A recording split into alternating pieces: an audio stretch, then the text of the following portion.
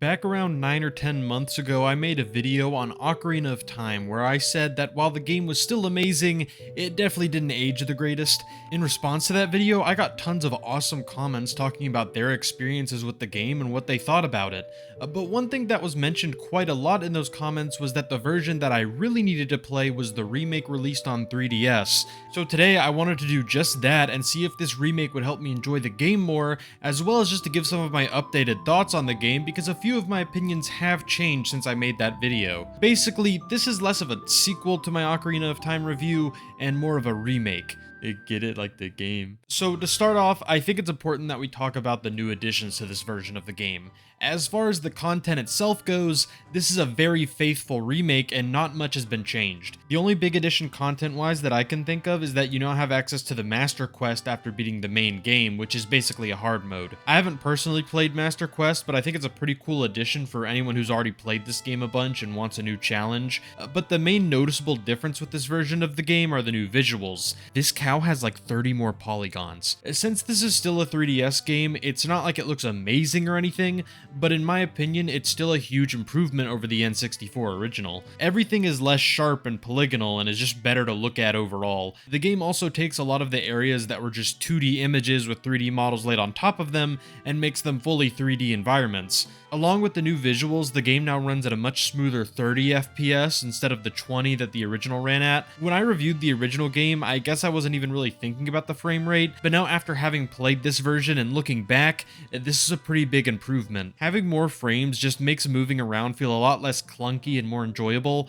30 and 60 FPS are kind of the standard nowadays, so having this game move up to that is really nice. The controls are also pretty much the same. The same problems I had with the camera being assigned to a button are still here, but I don't know if it's because this game runs better or if I just got used to it, but the camera didn't bother me nearly as much as it did when I played the original game. There were still occasional moments of frustration here and there, but overall, it just didn't really affect me all that much this time. The game also puts all of the menus like your inventory and the map on the touchscreen, and man, that is just so nice. Being able to move things around by using the stylus instead of clunkily navigating around the menus is such an amazing addition. You can even equip 2 more items that are just assigned to the touchscreen, which is nice for items like the bottle that you don't always need, but it's nice to have it on you just in case. The biggest improvement to the whole game, though, has to be the gyro aiming. This literally turned one of the clunkiest parts of the original game into one of the smoothest parts. I used to barely be able to aim at an enemy right in front of my own face, and now I'm hitting them from across the room.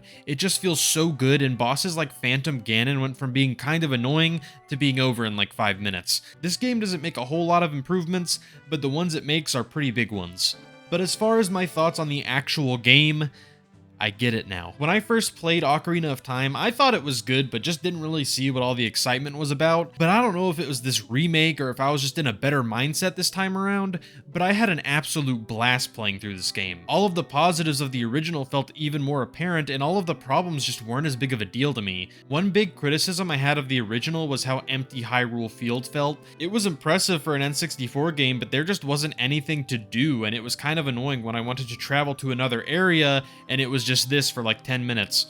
Overall, I still agree with that complaint, but man, once you get the horse, yeah, it's kinda cool. Hyrule Field as young Link is pretty boring, like I'm just watching some kid do cartwheels on an empty grass field, but as adult Link, I feel like a hero who is on a mission. Even when I'm going back somewhere just because I forgot to do something, I feel cool riding my horse over there. This doesn't really fix my problem of it being empty at all, but hey, at least I was having more fun with it this time. Despite the fact that Hyrule Field is pretty empty, there's actually quite a lot of side stuff to do in the other areas, like the quest where you actually get your horse, and I feel bad for anyone who didn't know you had to do a side quest to get your horse. We also have stuff like finding all the golden Skulltulas, finding all the great fairies, and helping out the mask salesman, which give you access to new abilities and equipment that can be helpful during your playthrough. All of these side missions, along with the other NPCs, really help you develop a sort of connection to this world where you actually want to save it and its inhabitants. Then, on top of all of this, we have the time travel mechanic, which, while very simple, is used super effectively. Gameplay-wise, it's just a way to switch up what gear you have access to and what areas you can go to. but story-wise, it's used as a way to show you how bad the villain really is. When you play as young Link, you're dealing with a world that is very happy and cheery. Everything seems to be going well for Hyrule and its inhabitants. But then when you return as adult Link, you get to see how Ganondorf's rule has really affected the kingdom. There are monsters in places they didn't used to be. They froze all the fish, and the main town looks like this. This gives you that motivation to keep fighting and restore the world to the way it was.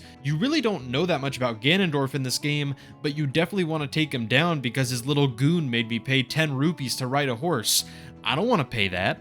But as you progress through the game, you slowly get to see the world recover. The fish aren't frozen anymore, the Gorons don't get eaten by a dragon, and the stupid horse guy gets put back in his place. It's a very simple story, but it's told in a way that makes it all the more satisfying when you finally get to take the villain down. While the world itself is very well done and interesting, it's the dungeons where you will be spending most of your time. Dungeons have been a part of the Zelda series since the very first game, but since Ocarina of Time was the first 3D game, it had the burden of trying to figure out how these would work in 3 dimensions. And in all honesty, this game knocks it out of the park. Every dungeon has a unique gimmick or location or just something that makes it stand out. While like the rest of the game, there were some frustrating parts, pretty much all of the dungeons were extremely fun and memorable. Even some of the easier dungeons from earlier on in the game can be really fun, like the Deku Tree or Dodongo's Cavern. I think inside Jabu Jabu's belly is cool in concept, but man, the enemies in that dungeon can be really annoying, and that stupid octopus is genuinely the worst fight in the game, and he's not even the main boss of the dungeon.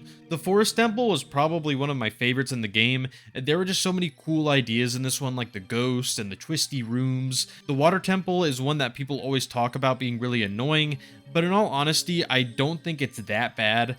It's nowhere near my favorite dungeon, but I didn't have a bad time going through it. Unless you count the Dark Link boss fight, I'll be honest, that was really annoying. A really cool change they made in this version of the game is that the different types of boots are now just items, meaning you can assign them to a specific button. This means that instead of having to constantly go into your inventory during the Water Temple, you can just instantly switch to the iron boots with no issues whatsoever, which made this dungeon much more tolerable in my opinion. The Spirit Temple was another pretty cool one in my opinion. While most dungeons are either played with Young Link or Adult Link, this dungeon actually has one section where you play as Young Link and then one where you play as Adult Link. I thought that this was a really cool idea for a dungeon in this game, and I'm honestly surprised some of the other dungeons didn't do this. This is also where the Mirror Shield is introduced, and I honestly wish this item was used a little more outside of this dungeon because it led to some pretty cool puzzles. I'm not going to go over every dungeon, but just know that I think they all stand out in one way or another, and I had a good time with them. But after beating all of the main dungeons and gathering all of the sages, it is now time for the final challenge of the game,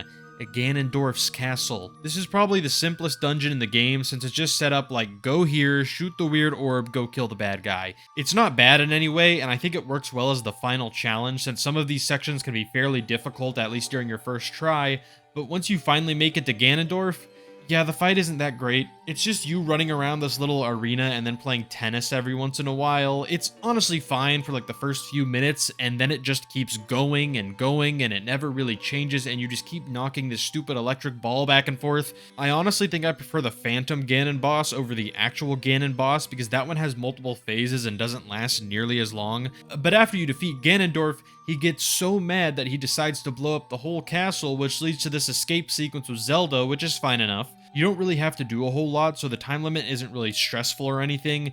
It's more of just a cool moment. But then after you escape the castle, that's when the final boss starts, where Ganon goes full pig mode.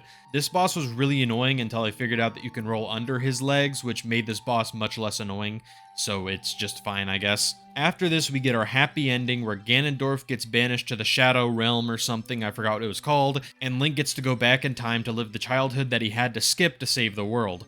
Overall, I'm really happy I decided to play this game. This remake fixed a lot of my problems with the original game, and it helped me to see how amazing it really is. I can definitely see why people consider this to be one of their favorite Zelda games. It has a lot of merit, even compared to some of the later entries. Okay, now let's go play the one with the funny looking moon.